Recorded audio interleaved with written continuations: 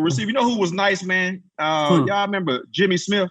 Of course, I was in Jacksonville with Jimmy Smith, bro.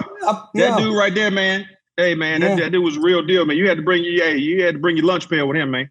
So again, like we'll go over your top 5 in a minute then. So we'll go again receivers, because we've had some other DBs on here, and what we always try to explain to the audience is, if you want to know who the best was at the position, ask the people who had to guard them. You know what I'm saying? Not writers, not somebody, the quarterback. Like, I got to see this dude who was seeing him every single time. Because again, for 4 quarters, it's a whole different story to guard somebody than just to see him 1 or 2 times, once every 2 or 3 years. Because for DBs and all stuff, me and T, we have a total different perspective from DBs, because we went against different DBs. Right. At the same time, we already know who the guys was. You know what I'm saying? Right. So so give us your top 5 receivers then that you went up against your career. So I would always say, even though I didn't have I didn't have like a problem,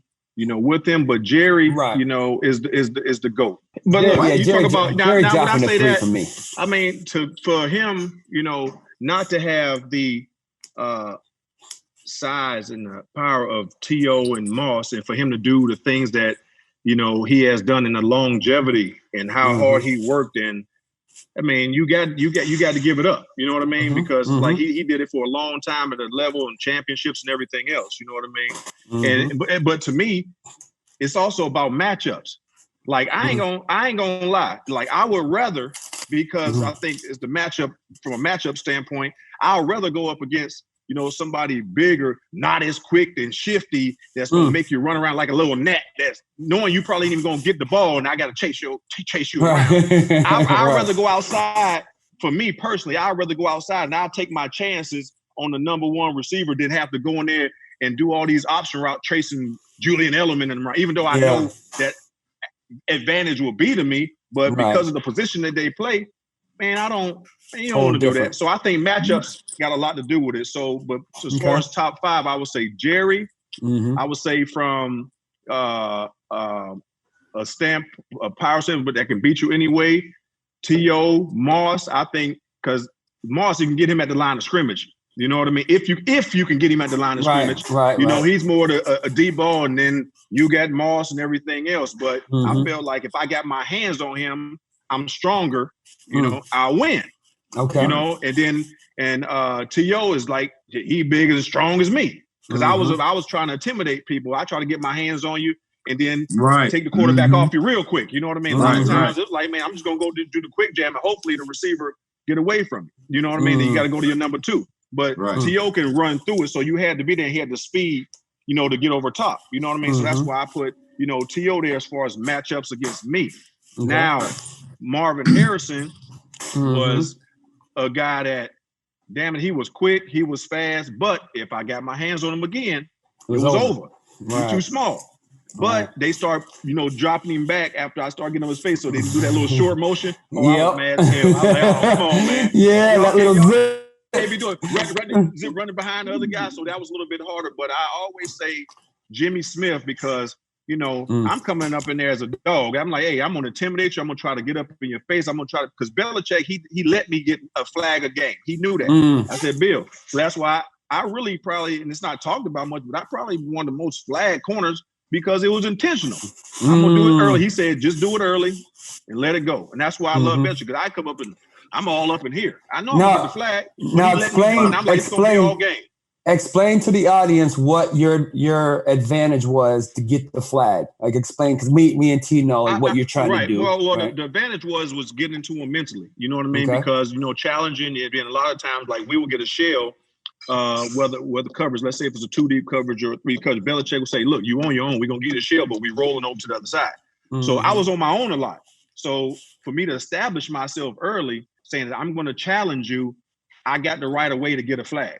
So whether it was holds or grab, this is going to happen all game, all day, all game. You know what I mean? But that was part of the mind trick. You know what I mean? Because hey, you got to. If I'm gonna buy myself over here, and if the coaches give me the okay, as long as I do it early, I'm gonna take that flag. You know what I mean? Just to establish myself a certain way. You know what I mean? And And cool. Like I said, that was all part of the game. But you had the coach's approval, like I said. But and the other one, like whether it's 6, 7, I always got to give props to Jimmy Smith because you couldn't intimidate that dude, man. He coming right back at you, and he was fast as hell too. Yeah. People didn't realize how fast that dude was. Yeah, you know what? You're not the only one that has mentioned Jimmy Smith. I've heard his name a couple of times, and obviously, like I said, there's a lot of things that obviously ended, his career, obviously with some of the personal problems, things of that nature. But I've heard his name come up a few times where he was a problem. And if you look at his body of work, especially playing with Brunel, obviously Keenan McCardell on the other side, those guys, like I said, when you talk about duo of receivers, Jimmy Smith and, like I said, Keenan McCardell, those guys was a problem. And if you look, like I said, just watching and just like right now, just visualize some of the highlights. And when you talk about a guy that's big, physical, that can obviously run nice routes, things of that nature. Again, hate that his career was cut short because of some of those things. But, yeah, he definitely could have been one of those top receivers at the end of the day. And if he had a quarterback that can, get him the ball, because Keenan McCardell, you're talking about somebody that can route. He wasn't going to run by you, but, man, he sit there and give you that dip and, get that stick, man. It was like slow motion. I'm like, come on, man. And he was there. Next thing you know, bam, he come up out that route, man. So I was a big fan of Keenan McCardell too. You know what I mean? But they usually, okay, this was the guy that was going to hit you with the dagger. You know what I mean? And get you at any time. And he got me in the playoffs, man. I mean, I was all on it, and and that thing still haunt me to this day. To get beat for a touchdown, a bomb in the playoffs. Route running. I mean, telephone route running is a craft, man. People don't understand. It is. Like Isaac Bruce, man. That's a route running fool. That's a route running dude right there. And that was on that old turf. He's that old 18-yard speed cut dig. I'm like, not a lot of people can do that.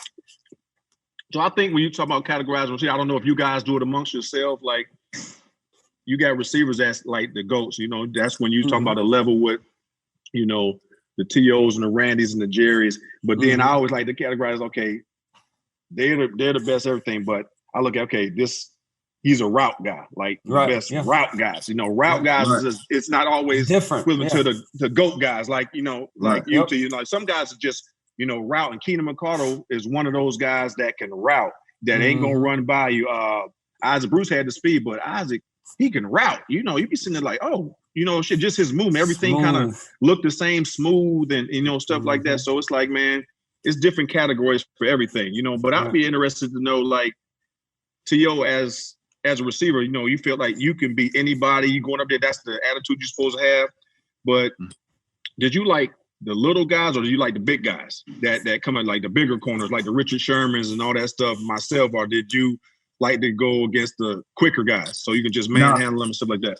Yeah, personally, I like the quicker guys. I already knew, like, if it was a long arm guy, like your Bobby Taylors and things of that nature, right. I knew that for me, based on how I practice and who I practice against, because I practice against some of the smaller guys. So that basically, like I said, if I can beat those guys, I know in a game, those taller guys, those longer guys, when they have to open up and their gates are a bit longer, they're a lost cause. I like to challenge myself against the smaller guys because I knew that I presented a challenge for them. So if I could basically, like I said, have some success against those smaller guys, then the big guys were no problem.